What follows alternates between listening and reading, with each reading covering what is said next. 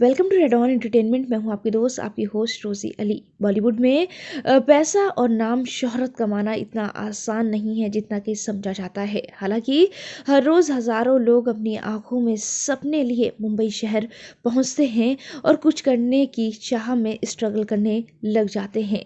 इस स्ट्रगल में कुछ लोग तो कामयाब हो जाते हैं तो कुछ लोगों की ज़िंदगी एक ऐसे अंधकार में, एक ऐसे अंधेरे में चली जाती है जिससे वो कभी बाहर नहीं निकल पाते हैं।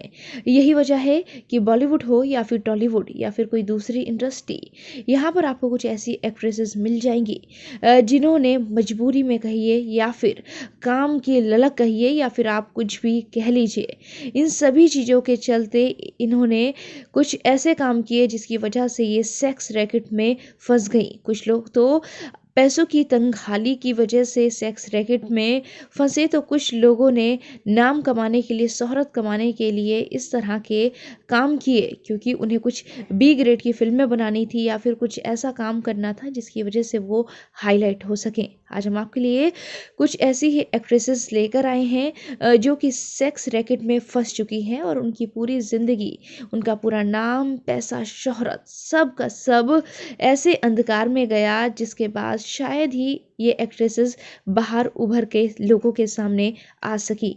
तो चलिए आपको रेड में पकड़ी गई कुछ ऐसी ही सुपरस्टार्स बॉलीवुड की एक्ट्रेसेस से जुड़ी हुई जानकारी आपको दिखाते भी हैं और आपको बताते भी हैं कि किस तरह से बॉलीवुड की चकाचौंध में अंधे होकर कुछ लोग अपनी ज़िंदगी को तबाह कर लेते हैं तो कुछ लोगों की बदकिस्मती की वजह से ज़िंदगी खराब हो जाती है।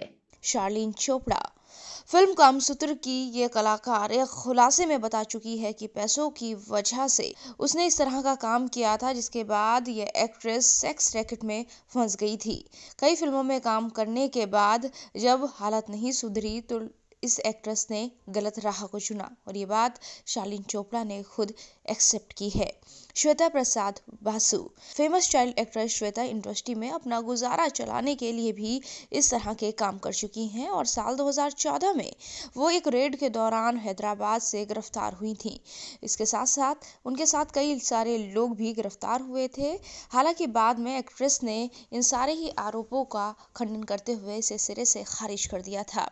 मिष्टी मुखर्जी फिल्म लाइफ की तो लग गई से चर्चा में आई ये कलाकार सेक्स रैकेट में पकड़ी जा चुकी है। इनके फ्लैट पर पड़ी रेड में कम से कम 25,000 सेक्स सीडीज जब्त की गई थी। इसके बाद एक्ट्रेस ने सारे ही इल्ज़ामों को इनकार कर दिया था और कह दिया था कि वो इस सेक्स रैकेट से नहीं जुड़ी हुई हैं, उन्हें फंसाया गया है और उनका इससे कुछ लेना देना नहीं है। नीतू अग्रवाल ये तेलुगु की एक फेमस एक्ट्रेस है जिसे आंध्र प्रदेश की पुलिस ने स्मगलिंग के केस में पकड़ा था। इसके साथ साथ ये एक्ट्रेस सेक्स रैकेट में भी पकड़ी जा चुकी है। यमुना कन्नड़ फिल्म इंडस्ट्री की मशहूर अभिनेत्री जो कि गैर कानूनी काम की वजह से पुलिस के हत्थे चढ़ गई थी। साल 2011 में भी इस एक्ट्रेस को सेक्स रैकेट में पकड़ा जा चुका है। यमुना के ऊपर कई सारे गंभीर आरोप लगे हुए हैं।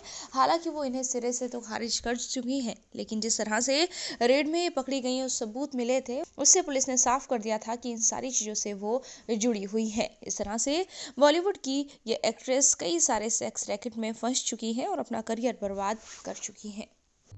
तो देखा आपने किस तरह से फिल्मी दुनिया में कदम रखने वाली इन एक्ट्रेसेस की ज़िंदगी एक झटके में एक सेक्स रैकेट ने ख़राब कर दी।